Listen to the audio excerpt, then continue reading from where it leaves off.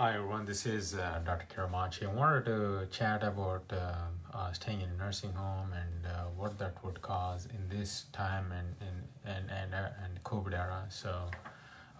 We're lately noticing in Florida there are a lot more cases of COVID-19 coming from not only nursing homes but also senior facilities like assisted livings and even independent living facilities.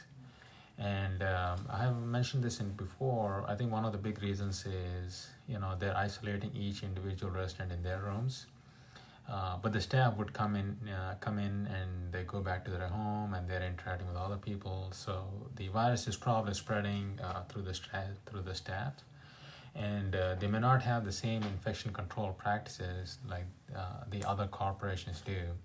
So they may not be doing a temperature check for the staff when they walk in, and they may not be doing a check for infection. Some of them can be asymptomatic carriers. So, because of lack of that, the infection will continue to spread among the nursing homes, and that trend will continue to grow. The reason why I want to talk about is in Florida, this is big business, nursing homes, senior living communities, and a lot of people from up north come down to Florida and they want to live the last few years before they pass.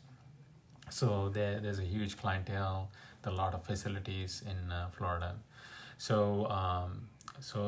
These are some of the challenges. I've been reading through some of the paperwork and some of the news articles recently, and this is becoming more of a problem. So far there are around 16,000 residents who died from COVID-19 in different nursing homes across the country.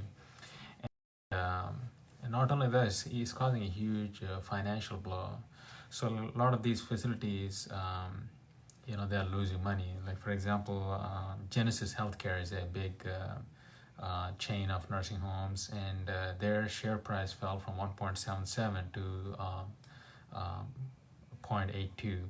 So around half, they lost half of their share price.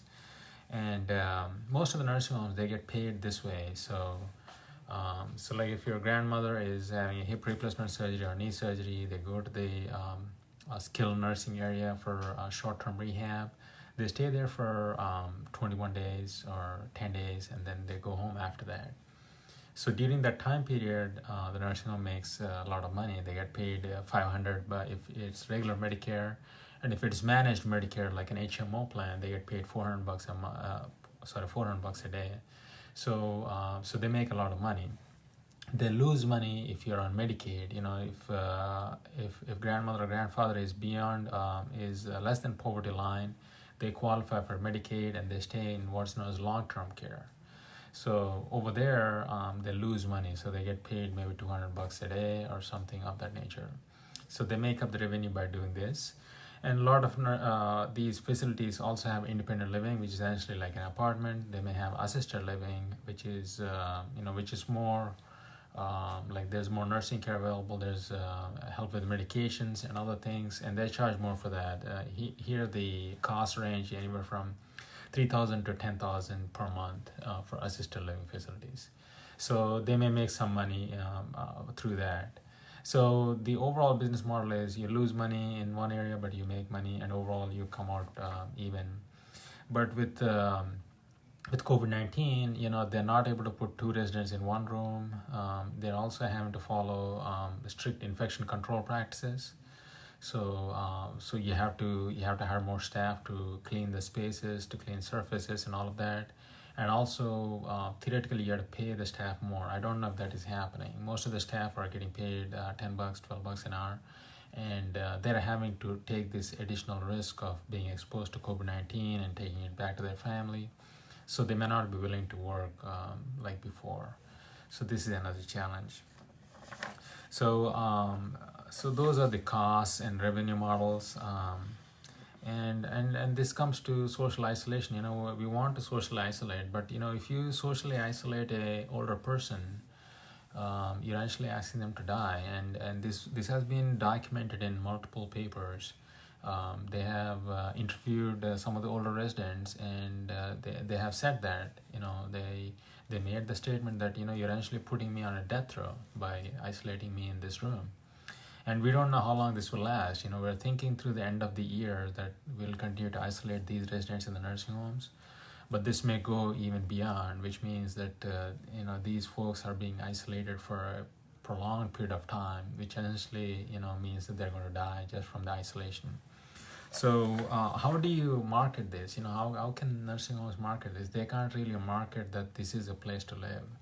I mentioned to you before, one of my neighbors, she has dementia, and the family is looking for a placement, and they found this nice facility, but they're not able to put my neighbor in the facility because they're not taking new clients because they're afraid of COVID-19. So they're waiting until probably another 2 to 3 months before they place her in a memory care unit.